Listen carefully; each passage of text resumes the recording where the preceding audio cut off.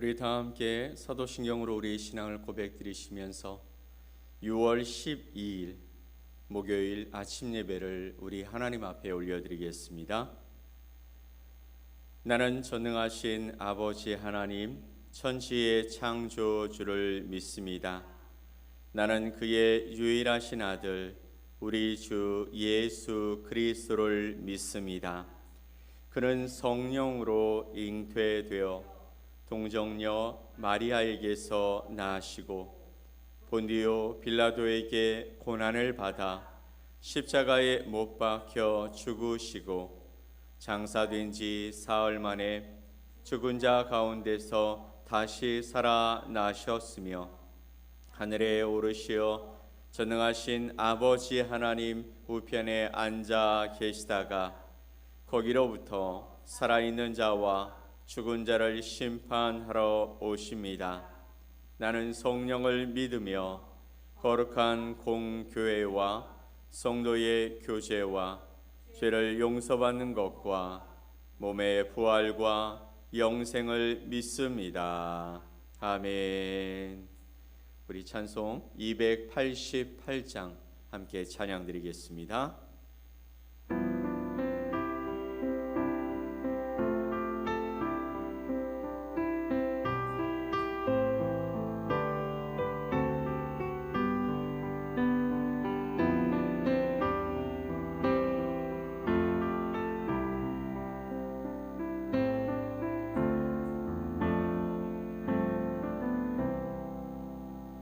예수를 나의 구주 삼고 성령과 피로써 거듭나니 이 세상에서 내 영혼이 하늘의 영광 누리도다. 이것이 나의 반등이요 이것이 나의 찬송일세. 나 사는 동안 끊임없이 구주를 찬송하리로다. 온전히 주께 맡긴 내 영 사랑의 음성을 듣는 중에 천사들 왕래하는 것과 하늘의 영광 보리로다. 이것이 나의 반증이요 이것이 나의 찬송일세. 나 사는 동안 끊임없이 구주를 찬송하리로다. 주 안에 기쁨 누림으로 마음의 풍랑이 잔잔하니 세상과 나는 간 곳 없고 구속한 주만 보이도다. 이것이 나의 반등이요 이것이 나의 찬송일세. 나 사는 동안 끊임없이 우주를 찬송하리로다.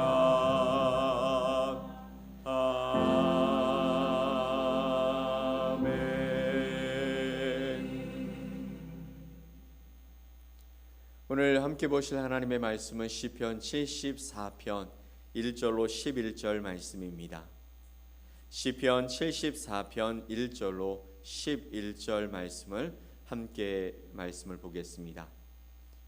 하나님이여 주께서 어찌하여 우리를 영원히 버리시나이까? 어찌하여 주께서 기르시는 양을 향하여 진노의 연기를 뿜으시나이까? 옛적부터 얻으시고 속령하사 주의 기업의 지파로 삼으신 주의 회중을 기억하시며 주께서 계시던 시온 산도 생각하소서. 영구히 파멸된 곳을 향하여 주의 발을 옮겨 놓으소서. 원수가 성소에서 모든 악을 행하였나이다. 주의 대적이 주의 회중 가운데서 떠늘며 자기들의 깃발을 세워 표적으로 삼았으니 그들은 마치 도끼를 들어 삼림을 베는 사람 같으니이다. 이제 그들이 도끼와 철퇴로 성소의 모든 조각품을 쳐서 부수고 주의 성소를 불사르며 주의 이름이 계신 곳을 더럽혀 땅에 엎어나이다. 그들이 마음속으로 이르기를 우리가 그들을 진멸하자 하고 이 땅에 있는 하나님의 모든 회당을 불살랐나이다. 우리의 표적은 보이지 아니하며 선지자도 더 이상 없으며 이런 일이 얼마나 오래는지 우리 중에 아는 자도 없나이다. 하나님이여, 대적이 언제까지 비방하겠으며 원수가 주의 이름을 영원히 능욕하리이까? 주께서 어찌하여 주의 손 곧 주의 오른손을 거두시나이까? 주의 품에서 손을 빼내시어 그들을 멸하소서. 아멘. 오늘 함께 보신 이 말씀을 통해서 절망 속에서 부르짖는 믿음이란 제목으로 여러분과 하나님의 말씀을 나누겠습니다. 사랑하는 여러분, 오늘 우리가 함께 나눌 시편 74편의 말씀은 고통의 한복판에서 하나님을 향해 솔직히 던지는 처절한 질문으로 시작합니다. 하나님, 어찌하여서 우리를 영원히 버리시나이까? 어찌하여 주께서 기르시는 양을 향하여 진노의 연기를 뿜으시나이까? 하나님이 택하시고 하나님이 사랑하시는 그 하나님의 선민인 우리를 향하여 어찌 돌이킴이 없이 영원히 진노하시는 것처럼 보이십니까? 어찌하여 주께서 기르시는 양을 향해서 진노의 연기를 뿜으시나이까? 우리에게 이런 진노의 일들이, 또 이런 고난이, 이런 아픔들이 영원히 지속되는 이런 상황들을 왜 우리에게 허락하십니까? 라는 시편 기자의 부르짖음입니다. 이것은 단순히 과거의 한 시대의 고통을 담은 노래가 아니라 오늘날 우리가 마주하고 있는 이해할 수 없는 고난과 역경 속에서 터져나오기는 우리의 동일한 질문처럼 들려집니다. 시편 74편은 공동체 전체가 겪는 재난입니다. 즉 특히 하나님의 성전이 무참히 짓밟히고 파괴되어지는 아주 참혹한 현실을 배경으로 하고 있습니다. 학자들은 이 시편이 바벨론에 의해서 솔로몬 성전이 파괴되었던 주전 586년경에 있었던 일을 반영한다라고 보고 있습니다. 하나님의 임재의 상징이었던 성전이 불타고 있습니다. 언약의 백성들이 원수들에 의해서 조롱당하고 있습니다. 이 시편 기자는 하나님이 침묵하시는 듯한 이런 현실의 깊은 탄식과 함께 이런 질문을 던지고 있는 것이죠.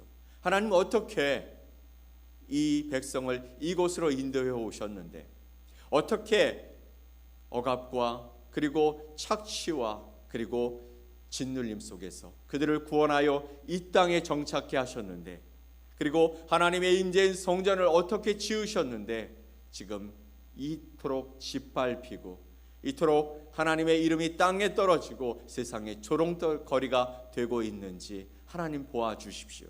이것이 어떻게 가능한 일입니까?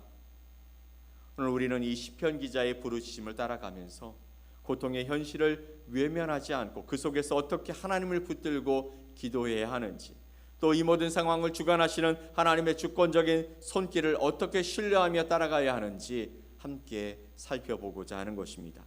첫 번째 1절로 8절 말씀에서 원수들의 잔혹함과 하나님의 침묵에 관해서 말씀하고 있죠.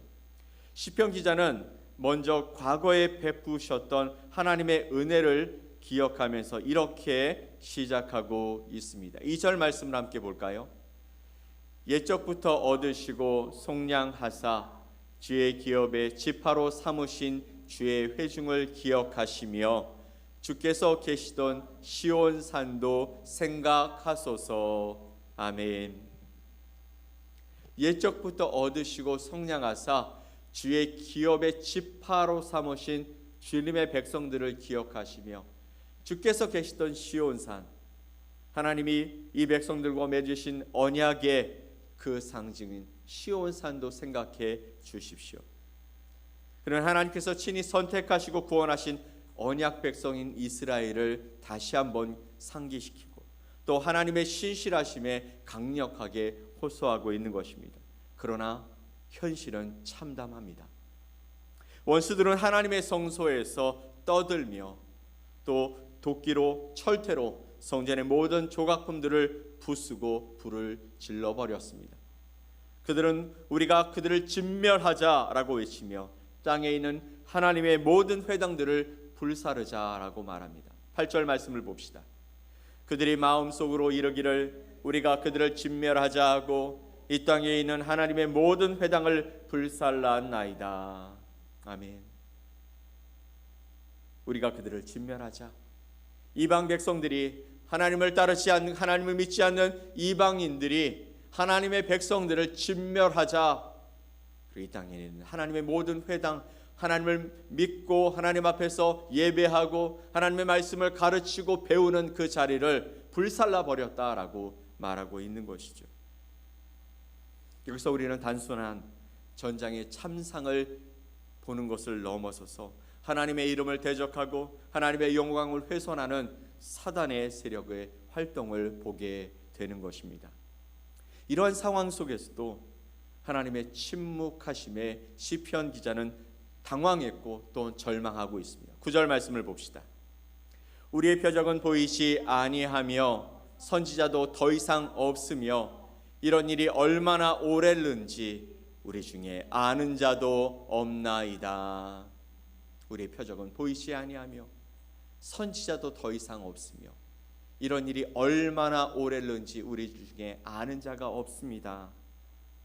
영적인 암흑기, 하나님의 뜻을 분별할 수 없는 막막한 현실 앞에서 그는 하나님을 향해 부르짖고 있는 것이죠. 하나님, 어떻게 이런 일들이 일어나고 있습니까? 하나님의 말씀을 외치는 선지자도 더 이상 없습니다. 이런 일이 얼마나 오래는지 하나님이 말씀하신 적도 없습니다. 우리 중에 아는 자도 없습니다. 하나님, 이런 상황들을 왜 우리에게 주신 것입니까? 여러분, 만약에 이런 상황이 우리에게 일어난다면 우리는 무엇을 해야 할까요? 시편 기자처럼 이렇게 하나님을 향해서 원망하고 또 항변하고 이렇게 부르짖어야 할까요?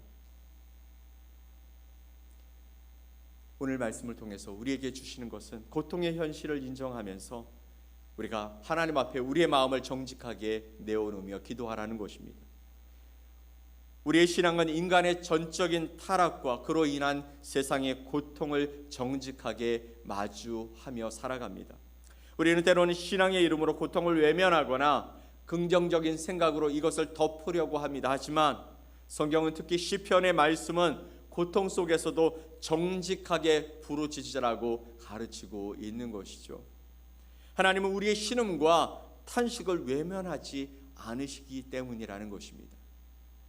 욥이 그랬던 것처럼, 선지자 예레미야가 그랬던 것처럼, 그리고 오늘 시편 기자가 그러는 것처럼 우리는 이해할 수 없는 고난 속에서 하나님, 어찌하여 이런 일들이 우리에게 일어납니까? 라고 질문할 수 있다라는 것입니다.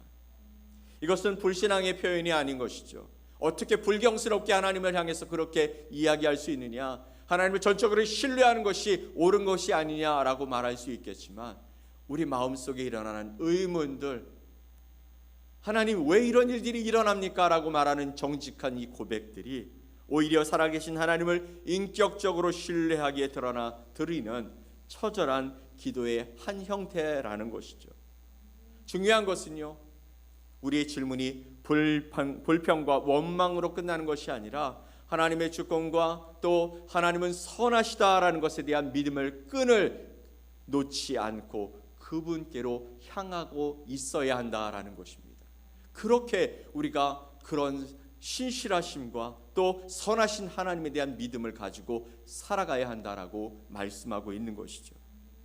9절로 11절 말씀을 보면 이 상황에서 시편 기자는 하나님 언제까지니까 라고 하면서 하나님을 향하여서 하나님의 영광을 좀 드러내 주십시오 라고 그는 부르짖고 있습니다. 시편 기자의 탄식은 자신이 불쌍하고 우리 민족이 하나님이 택하신 이 민족이 너무나 힘들고 어려운 그 연민에 빠져 있지 않고 하나님의 영광을 향한 기도로 나타나고 있다는 것이죠. 10절과 11절 말씀을 봅시다. 하나님이여 대적이 언제까지 비방하겠으며 원수가 주의 이름을 영원히 능욕하리이까. 주께서 어찌하여 주의 손 곧 주의 오른손을 거두시나이까. 주의 품에서 손을 빼내시어 그들을 멸하소서. 아멘. 하나님이여 대적이 언제까지 비방하겠으며 원수가 주의 이름을 영원히 능욕하리이까. 그는 지금 앞이 보이지 아니하는 이 상황 가운데 하나님 앞에 이때가 언제까지 이어지겠습니까? 하나님께 묻고 있는 것이죠. 그러면서 그는 이렇게 말합니다. 주께서 어찌하여 주의 손 곧 주의 오른손 권능의 손을 거두시고 계십니까? 주님의 품에서 그 손을 빼내시어 그들을 멸해 주옵소서.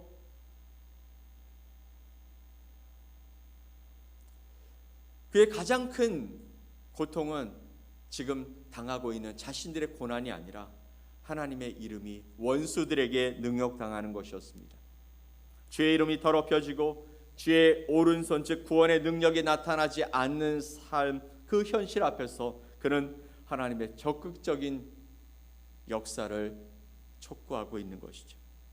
이는 나의 문제 해결을 넘어서 하나님의 영광이 회복되기를 기대하며 나타나는 거룩한 열망의 기도였던 것입니다. 그러므로 모든 상황 속에서 하나님을 믿는 신앙 가운데 서 있는 저와 여러분은 하나님의 주권을 신뢰하며 나가야 할 줄 믿습니다. 개혁주의 신학의 핵심은 바로 하나님의 절대 주권 사상입니다. 하나님은 역사의 주관자이시며 인간의 모든 고통과 악의 활동까지도 그분의 주권적인 계획과 통제 안에 있다라는 것입니다. 비록 우리가 그 이유를 다 이해할 수 없을지라도 하나님은 당신의 선하신 목적을 이루기 위해 이 모든 것을 합력하여 선을 이루시는 분이라고 말씀하고 있는 것이죠. 원수들이 아무리 날뛰고 하나님의 이름이 모욕당하는 것처럼 보일지라도 하나님은 여전히 하나님의 보좌에 앉아 계시다라는 것이죠. 그분의 침묵은 무관심이나 또 무능력이 아니라는 것입니다. 더 크고 온전한 구속의 계획이 이루어지는 과정 속에 있다라고 우리는 믿고 있는 것이죠. 시편 기자가 주의 오른손을 빼내시어 그들을 멸하소서라고 기도하는 것은 단순히 원수들에 대해서 우리가 복수하게 하여 주옵소서라고 외치는 것이 아니라 이 혼돈의 상황을 종식시키면서 하나님의 통치가 이 땅 가운데 온전히 이루어지는 것을 보게 하여 주옵소서라고 고백하고 있는 것입니다. 우리의 기도는 문제 해결에만 초점을 맞추는 기복적인 차원을 넘어서야 합니다. 하나님, 이 문제를 해결해 주십시오. 하나님, 이것이 형통한 길로 걸어가게 해 주십시오. 하나님, 이것도 저것도요. 문제가 해결되어지고 그것이 나에게 복이 되어지는 것에만 초점을 맞춘다면 우리는 하나님을 사랑하는 것이 아니라 하나님을 사용하는 자가 되어지는 것입니다. 우리의 삶의 모든 영역에서 심지어 고통과 슬픔 속에서도 하나님의 이름이 거룩히 여김을 받으시고 또 그분의 나라가 임하고 그분의 뜻이 이루어지기를 우리는 기도해야 하는 것이죠. 이것이 바로 우리 예수님께서 저와 여러분에게 가르쳐 주신 기도의 핵심 정신인 줄 믿습니다. 그러면 사랑하는 성도 여러분, 오늘 시편 74편이 저와 여러분에게 말씀하고 있는 것이 도대체 무엇입니까? 그것은 고통 가운데 침묵하고 계시는 그 하나님, 그것을 바라보면서도 신실하신 하나님이 일하실 것을 믿음으로 바라보라는 것입니다. 오늘 본문은 시편 기자의 처절한 질문으로 끝나지만 시편 74편 전체의 말씀은 하나님의 창조와 하나님의 구원의 능력을 찬양하고 있습니다. 궁극적으로는 하나님의 신실하신 그 언약에 근거한 구원의 능력을 보여주시는 것으로 나타나고 있다라는 것이죠. 사랑하는 여러분, 혹시 지금 시편 기자와 같이 영적 암흑 속에서 고통당하고 있습니까? 절망하고 계십니까? 하나님의 침묵 앞에 정말 좌절하고 계십니까? 오늘 말씀을 통해서 여러분의 삶의 위로와 도전을 받으시기를 간절히 소망합니다. 십자가는 하나님의 침묵이 가장 극명하게 나타난 현장이었습니다. 아들 예수가 나의 하나님 어찌하여 나를 버리시나이까 라고 절규했을 때 하나님은 침묵하셨습니다. 아마 보좌에서 일어나셔서 아들 예수를 바라보시면서, 아니 그를 애써 외면하시면서 그곳에서 침묵하셨을 것입니다. 그 침묵은 실패나 버림이 아니라 오히려 온 인류를 구원하기 위한 하나님의 위대한 계획이 되셨던 것이죠. 우리의 고통과 현실 속에서 침묵하시는 듯한 그 하나님은 바로 그 십자가의 사랑으로 이미 우리에게 궁극적인 승리를 약속하신 줄 믿습니다. 이 소망을 붙들고 오늘의 고난을 믿음으로 인내하면서 하나님의 때에 하나님의 그 영광이 드러날 것을 기대하며 살아가는 저와 여러분이 되셨으면 좋겠습니다. 오늘 하루도 하나님, 내가 걸어가는 이 길이 하나님이 침묵하시는 것처럼 보여지고 하나님이 무엇인가 계획하신 것이 없는 것처럼 막막한 생활, 막막한 상황일지라도 그곳에서 나를 위해 온전한 계획을 갖고 또 하나님의 놀라운 계획을 펼쳐가시는 하나님이 계심을 믿사오니 오늘 이 믿음의 걸음을 멈추지 않게 하여 주시옵소서. 하나님을 바라보는 나의 시선이 세상에 꽂히지 아니하고 하나님의 그 계획에 약속에 있게 하여 주옵소서. 이 고백으로서는 저와 여러분이 되시기를 예수 그리스도의 이름으로 간절히 축원드립니다. 아멘. 우리 함께 기도하겠습니다. 하나님 아버지, 감사합니다. 오늘도 우리에게 새로운 삶의 기회를 허락하시고자 우리를 깨우시며 하나님 앞에 살게 하신 하나님, 오늘도 주님께서 우리에게 허락하시는 그 상황과 현실이 때로 우리가 기대하는 것과 다르게 어려움과 또 절망과 또 아픔이 있는 자리일지라도 하나님, 우리는 그 너머에 계셔서 우리를 향한 아름다운 계획 또 승리의 계획들을 허락하시는 주님을 바라보며 묵묵히 그 길을 걸어가는 주의 백성들이 되게 하여 주시옵소서. 오늘도 그 길을 걸으면서 하나님의 놀라운 계획들을 만나게 하시고 하나님의 소망들을 하나님께서 우리에게 원하시는 그 기대를 우리의 마음속에 담으며 믿음으로 전진하는 주의 백성들이 될 수 있게 하여 주시옵소서. 혼자 걷지 않게 하시고 함께 믿음으로 이 길을 걸어가는 주의 백성들을 더하여 주셔서 아버지 하나님, 주님의 영광을 드러내며 살아가는 복된 하나님의 공동체가 될 수 있도록 은혜를 더해 주시옵소서. 오늘도 주님과 함께 동행하는 이 길이 기쁘게 하시고 감사가 넘쳐나는 찬양의 시간들이 될 수 있도록 은혜를 더해 주시옵소서. 믿고 감사드리며 예수 그리스도의 이름으로 기도 올리옵나이다. 아멘. 하늘에 계신 우리 아버지여, 이름이 거룩히 여김을 받으시오며 나라가 임하시오며 뜻이 하늘에서 이루어진 것 같이 땅에서도 이루어지이다. 오늘 우리에게 일용할 양식을 주시옵고 우리가 우리에게 죄 지은 자를 사하여 준 것 같이 우리 죄를 사하여 주시옵고 우리가 시험에 들게 하지 마시옵고 다만 악에서 구하시옵소서. 나라와 권세와 영광이 아버지께 영원히 있사옵나이다. 아멘.